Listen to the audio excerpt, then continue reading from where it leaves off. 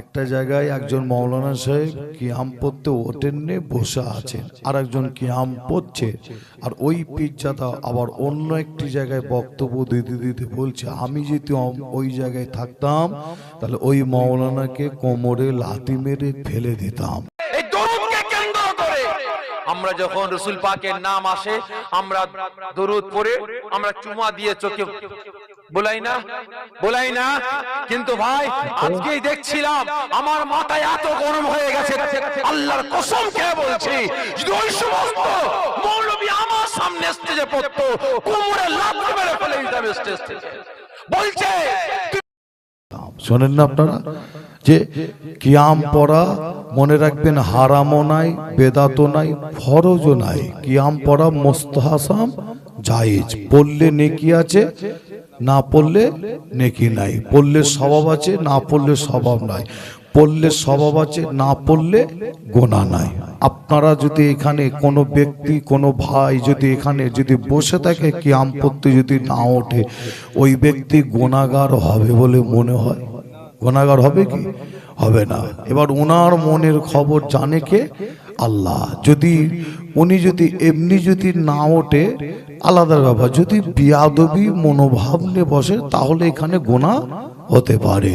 কেন? কিয়াম সালাম নিয়ে বিয়াদবি করাও ঠিক নাই, ঠিক না ভুল?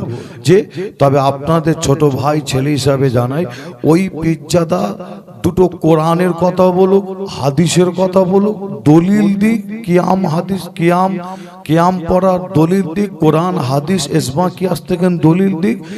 দলিল তার কাছে কিছু নেই। কি দলিল? কোমরে লাথি মেরে ফেলে দেবো, তাই তো নাকি? এই হচ্ছে দলিল। আবার সেই পীরজাদা আবার এখন অল ইন্ডিয়া সুন্নাতুল জামাতের বিরুদ্ধে আবার ফতোয়া দিচ্ছে। বলেন এই ফতোয়া আপনারা মানবেন কি? ওই ব্যক্তির ফতোয়া নেবেন কি না মানবেন আপনারা? যে চিন্তা করেন, যিনি একজন আলেমকে, মৌলানাকে লাথি মেরে ফেলে দেওয়ার কথা বলে, যে যার কাছে কোনো দলিল নেই, একটা দলিল যদি দিত, যদি এটা যদি বলতে, এতটুকুনও যদি কথা বলতো যে মুস্তাহাসাম জায়েজ, তাহলে বলা যেত না তিনি একটা যা কথা বলেছে।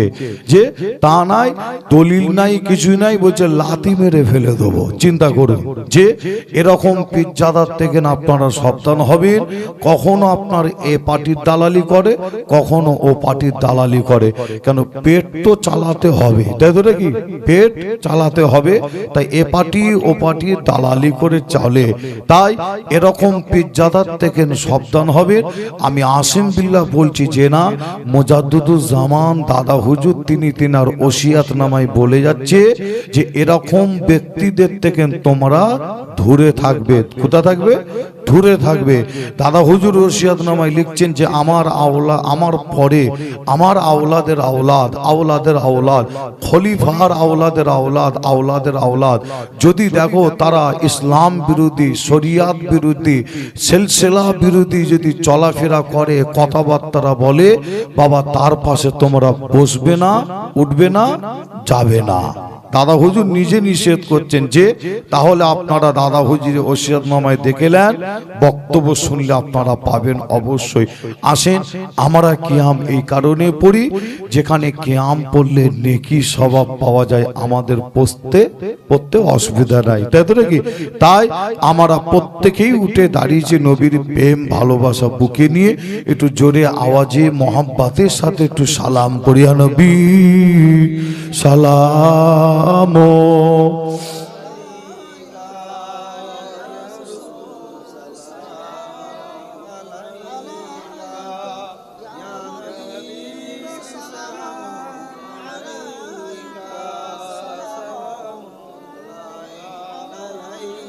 তালাল বদরু আলাইনা মিন জানিয়াতিল বিদায় ওয়াজাবা শুকরু আলাইনা মাদালিল্লাহি দাই ইয়া নবী সালাম।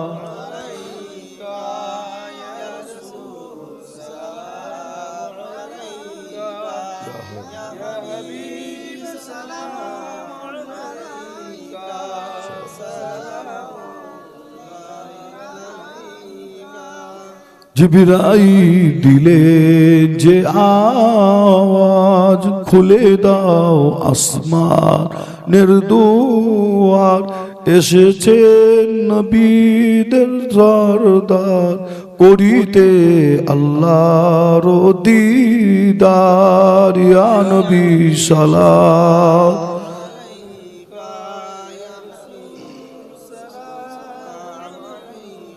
ইয়া হাবিব সালাম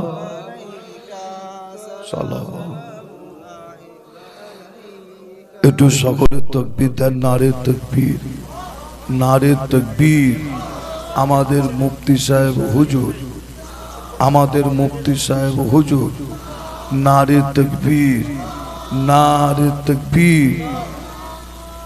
আপনাদের খেদমাতে মুফতি সাহেব হুজুর এসেছে, আলোচনা করবে, আমার জন্য দোয়া চাইবে। মুফতি সাহেব হুজুরের কাছেও দোয়া চাই, যেন আল্লাহ যেন গলাটা সুস্থ করে দেন। বাংলাদেশে যাবো আবার দুদিন পরে, অর্থাৎ কালকে প্রোগ্রাম সেরে বাংলাদেশ। গলা যেন আল্লাহ সুস্থ করে, আল্লাহ আমাদের সকলকে ভালো রাখে। জোরে বলুন আল্লাহুম্মা আমিন। আসসালামু আলাইকুম। চাচা যান বসতে বললে আপনারা বসবেন। দরুদ শরীফ আল্লাহুম্মা।